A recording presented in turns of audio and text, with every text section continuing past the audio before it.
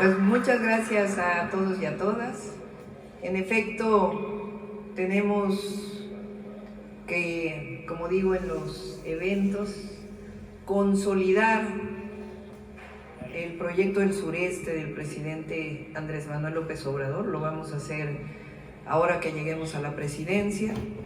Se trata de consolidar el Tren Maya como tren de pasajeros y lo que implica en términos del turismo, y al mismo tiempo proteger las áreas naturales protegidas, que son cerca de 1.400.000 hectáreas que fueron decretadas con el presidente. Hacer del Tren Maya, que hoy es de pasajeros, un tren de carga, que desde el principio fue diseñado así.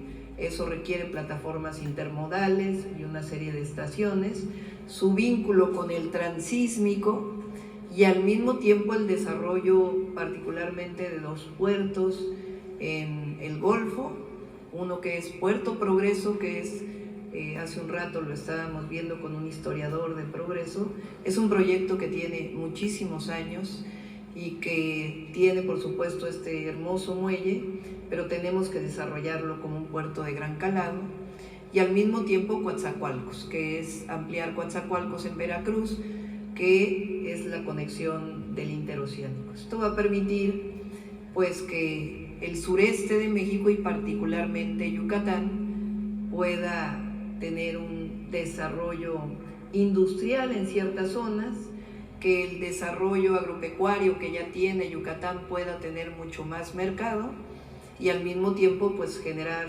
empleos con salarios dignos, salarios justos, y desarrollar Yucatán en una perspectiva de igualdad. Yucatán es un grandioso estado que tiene lamentablemente muchas desigualdades en su desarrollo, y el objetivo es permitir que el desarrollo le llegue a todos y a todas.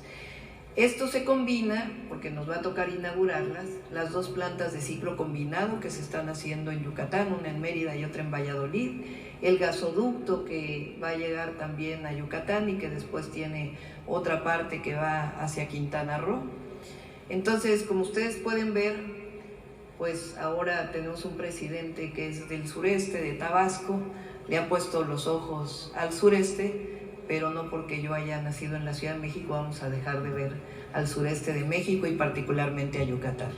Así que vamos a hacer un gran trabajo con Huacho y decirles a todas y todos los ciudadanos, habitantes de Yucatán, de Progreso en particular el día de hoy, que nuestro proyecto incluye a todos y a todas, no excluye a nadie. Hay muchas noticias que salen de que Morena quiere acabar con la propiedad privada, que Morena va a traer inseguridad a Yucatán. Nada más falso, al contrario, vamos a tener un desarrollo con prosperidad compartida.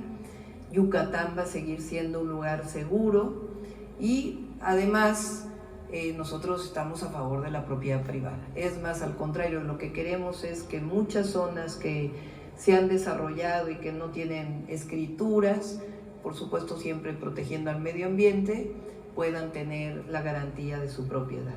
Entonces, somos un gran equipo de compañeros, compañeras que se han ido incorporando de distintas fuerzas políticas que consideraron que ya no tenía nada que hacer allá y que este es el proyecto de la transformación para Yucatán. Desde quienes somos fundadores de Morena en el Estado y con nuestra coalición del Partido Verde y el Partido del Trabajo, hasta muchos otros que se han ido incorporando y que saben que la transformación es el proyecto para Yucatán. Pues esa sería la presentación y con gusto contestamos sus preguntas. Damos inicio a las preguntas de los medios de comunicación. Laura Cardoso, de Grupo Fórmula. Hola, buenas tardes. Hola, Claudia. Hola, Laura. Oye, voy a hacer 3 preguntas y ya tú decides cómo las contestas.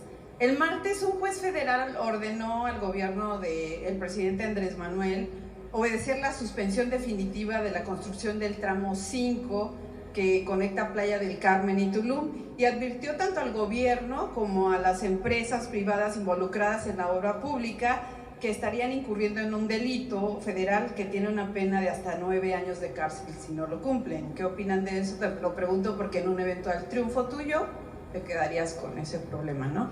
La segunda, Guerrero, están ocurriendo pues cosas terribles, ¿no? La muerte a balazos de Tomás Morales Patrón, candidato a la presidencia municipal de Chilapa. ¿Qué opinas de eso? Y también de la renuncia de los secretarios de Seguridad y Gobierno de Guerrero por la muerte del normalista de Ayotzinapa, Cotán Gómez. La última pregunta es, el INE rechazó la denuncia de Morena respecto a investigar el tema de las granjas de bots, porque no acreditó Morena que la oposición haya estado detrás de la campaña de los hashtags narcopresidente y narcocandidata. ¿Qué opinas al respecto? Y la última ya, que si la quieres contestar, es que sí, ¿cómo te sientes si no te has cansado en este ritmo tan terrible que te ¿Ya traes se en la... cansaron ustedes? No, pero bueno. pues, o sea, te pregunto porque son 3 mítines diarios y una conferencia, ¿vale? Gracias. Como quieras contestarle. Sí. Habrá habido muchos amparos contra el Tren Maya o tratando de parar la construcción del Tren Maya. A todos ha respondido el gobierno de México y estamos seguros que esta no va a ser la excepción. Más que un tema jurídico, pues es un tema político, en donde los jueces están tomando partido para evitar que se termine el Tren Maya en el periodo del presidente Andrés Manuel López Obrador. Pero estamos seguros que jurídicamente también se les va a contestar para que pueda terminarse el Tren Maya, que además, si ustedes le preguntan a cualquier yucateco, yucateca, ¿qué opina del Tren Maya? Pues están muy contentos, igual que en otros estados del sureste. Les platico una anécdota. Hoy nos paramos a comer y llegó una familia de adultos mayores, una pareja, y me dijo, como me dijeron hace poco en un vuelo de Mérida a la Ciudad de México, que ellos habían votado por el PAN en el 2018 y que estaban arrepentidos y que saben que el presidente ha hecho un gran trabajo por Yucatán y que van a votar por nosotros. Eso es una opinión muy amplia aquí en el estado de Yucatán.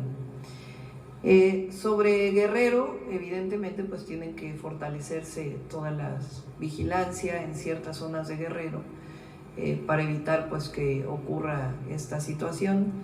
Como lo he dicho, hay algunas zonas de Guerrero, algunas zonas de Michoacán, una buena parte de Guanajuato, unas zonas de Jalisco, en donde tiene que incrementarse la presencia para pues garantizar la seguridad en este proceso electoral. Sabemos que ya hay una plática entre el Instituto Nacional Electoral y la Secretaría de Seguridad Ciudadana del Gobierno de México y que están trabajando en ello. Yo creo que está bien que hayan renunciado, pero además tiene que llegarse a las últimas consecuencias en este caso. Siempre hemos estado en contra de que se utilice la fuerza pública, en contra de un ciudadano más de un estudiante, y tiene que llegarse a las últimas consecuencias en la investigación y que haya castigo a los culpables. Y tomaron la decisión de renunciar y me parece bien que haya ocurrido esto. Les voy a poner en el caso del INE y del Tribunal Electoral y hacer un llamado para que se trate a las candidatas y el candidato de igual manera. ¿Cómo es que se decide no investigar las granjas de bots, que son evidentes que son granjas de bots?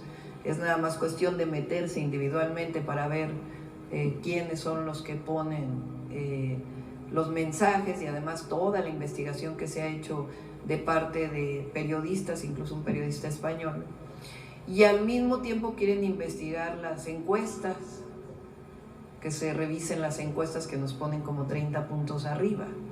Entonces tiene que haber un desarrollo justo en la contienda y un nuevo llamado para que se investigue esta campaña, que la verdad es que no ha tenido ningún impacto, la verdad, pero de todas maneras es importante que se investigue. Y no me he cansado, al contrario, más fuerte que nunca.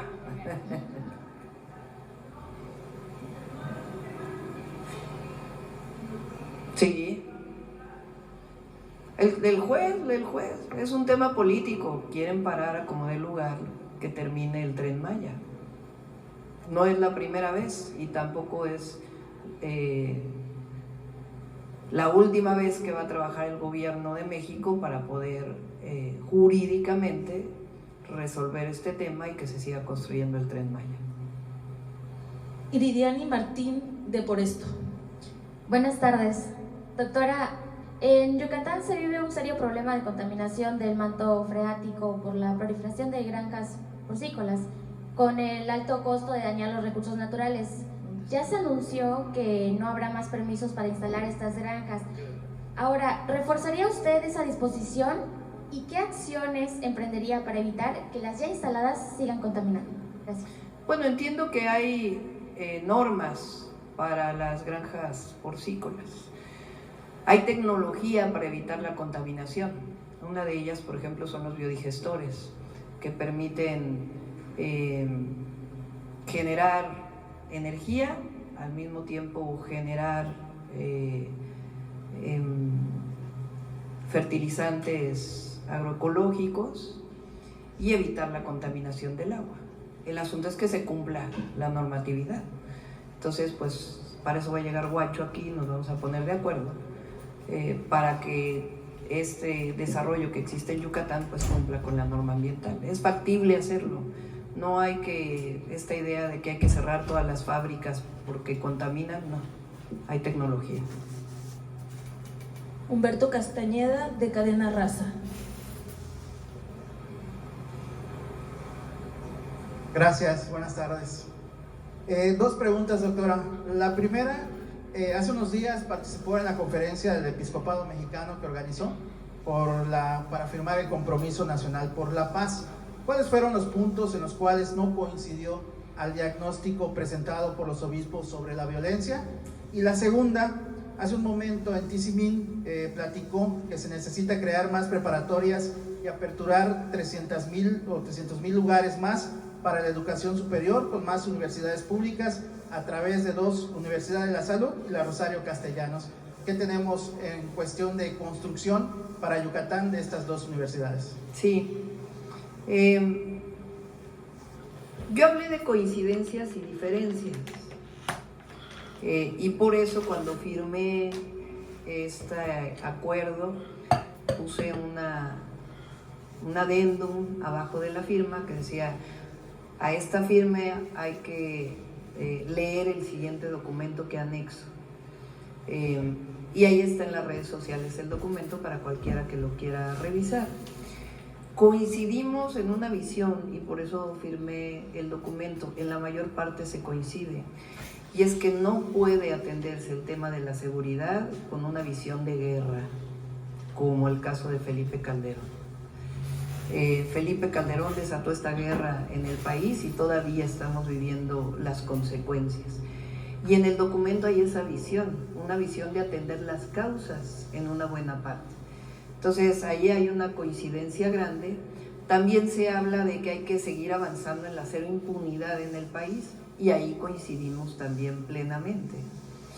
¿En qué cosas, por ejemplo, no coincidimos? Ellos tienen una visión de que se ha desatado los índices delictivos en todo el país, se hacen la misma tabla rasa desde hace 18 años. Y si ustedes ven los homicidios en el país, pues tienen un crecimiento exponencial y después cuando llega el presidente López Obrador hay una estabilización y ahora han disminuido, hay una disminución del 18%. Y así otros delitos. Entonces no coincidimos en este diagnóstico porque los datos lo muestran. También, ¿qué otras cosas lo muestran?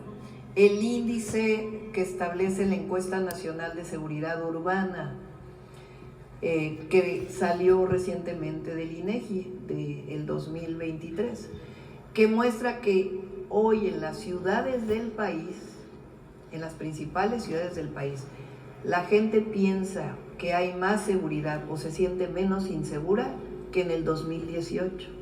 Este es un indicador incluso de percepción de la población, no solo de los datos del Sistema Nacional de Seguridad y otras cuestiones del diagnóstico. Y después en las propuestas, ellos tienen una visión de la Guardia Nacional, nosotros tenemos otra.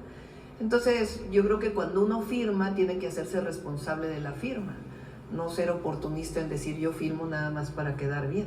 Pues vamos a la presidencia de la República y uno tiene que ser honesto con lo que piensa. Entonces dijimos, en esto estamos de acuerdo, en esto no estamos de acuerdo, pero al final lo que dije es sigamos dialogando, que es lo más importante. Alejandra. Pero la otra era sobre... sí, no solo son la Rosario Castellanos y la Universidad de la Salud, están las universidades Benito Juárez, vamos a hacer nacionales la Universidad de la Salud y la Rosario Castellanos, y nos vamos a poner de acuerdo con las universidades e institutos de educación superior públicos. De acuerdo con un diagnóstico de la SEP, en el país hacen falta todavía alrededor de 1,5 millones, un poco más de 1,5 millones de lugares para la educación superior.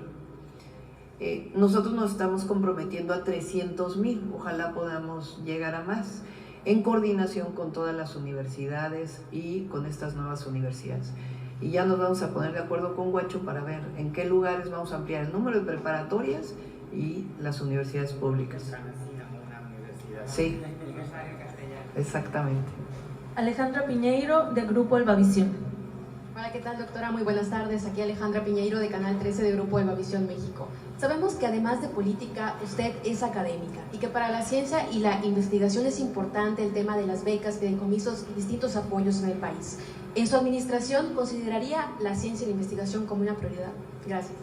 Sí, tuvimos una conferencia de prensa el lunes en donde estuvo, fíjense, bien importante, la rectora de la Universidad Autónoma del Estado de Morelos. Estuvo el doctor Juan Ramón de la Fuente, rector de la UNAM, un académico muy reconocido y ex embajador de Naciones Unidas, o de México en Naciones Unidas. Estuvo la doctora Rosaura Ruiz, ex presidenta de la Academia Mexicana de la Ciencia, que es parte de nuestro equipo de Diálogos por la Transformación, y uno de los más amplios especialistas de la UNAM en temas de educación media superior y educación superior. Ahí planteamos nuestro proyecto educativo y nuestro proyecto para ciencia e innovación, ciencia, desarrollo tecnológico e innovación. Y vamos a aumentar el presupuesto para la ciencia, pero no solo eso. Yo les hice el planteamiento de que desde mi perspectiva los grupos científicos, yo trabajé muchos años ahí, están aislados de las políticas de gobierno. Y nosotros lo que queremos es que haya mucho más vínculo en el trabajo de la ciencia, del desarrollo tecnológico, de la innovación, de las universidades, de los posgrados, de la investigación, con las políticas de gobierno, las políticas públicas que vamos a desarrollar. Y ahí mencioné varios temas indispensables en el país en este momento. Cambio climático, agua, cómo vamos a atender el tema del agua, que ya tenemos un proyecto, pero evidentemente tenemos que trabajar, aunque no es una ciencia exacta, qué va a pasar los próximos años, si sigue la sequía o no, de dónde podemos obtener agua, qué tan viable es la desalación o no, qué impactos ambientales tiene. Otro tema fundamental es el campo, la transición de los agroquímicos a una agricultura agroecológica, que es algo que tenemos que desarrollar, investigación en salud, que es indispensable. Entonces va a haber un vínculo muy estrecho entre la academia y el gobierno cuando lleguemos. Mara Rivera, de Enfoque Noticias. Gracias, candidata. Buenas tardes, aquí enfrente. Yo quisiera preguntarle respecto a la orden del INE al presidente López Obrador, a su gobierno, de retirar o de editar la entrevista que hizo con la periodista rusa, donde, por cierto, pues la menciona mucho a usted, y cuidando, según argumenta el INE, esta parte del proceso electoral, imparcialidad, ¿no? ¿Qué opinión le merece esto? Y también si tiene alguna opinión respecto a esta... acuerdo que hace Facebook y Google respecto a calificar la publicidad que se hace, en este caso electoral, etiquetarla y saber quién la está pagando. Es una manera de regular ellos esta publicidad, un acuerdo que hacen en estas dos empresas, y que una vez identificadas estas a través de una etiqueta se sepa pues quién está pagando.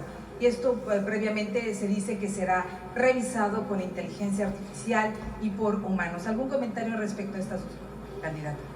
Sí. No sé si la entrevista la hizo el presidente antes de que iniciara el proceso electoral, yo creo que sí, ¿no? Pues él hizo esa entrevista antes de que iniciara el proceso electoral. Entonces no veo por qué la tenga que retirar. Además es una muy buena entrevista, por cierto, que muestra, digo, hay un pedacito donde habla de mí, porque le pregunta la periodista, pero en realidad hace una reflexión de lo que significa la Cuarta Transformación, y lo hizo antes del periodo electoral. Bueno, tendrá él que tomar una decisión de qué es lo que hace, pero es importante decir que no la hizo en el periodo electoral, la hizo previo al periodo electoral. Facebook desde hace mucho tiene una política después de las elecciones de Estados Unidos, donde ganó Trump, o no sé si hace 8 años o es menos. Hay a diferencia de antes, en donde se podía pautar en estas redes sociales cualquier cosa y no había una revisión de dónde venía, hoy uno puede entrar a Facebook y ver qué es lo que está pautado, quién lo está pautando, porque es una política que se implementó a nivel internacional después de la elección en Estados Unidos. Y está bien, no veo por qué mal. A ver si ellos sí nos dicen, bueno, no, porque está en X, ¿verdad? A ver si X también pudiera, si Twitter también pudiera tener una política similar. Agradecemos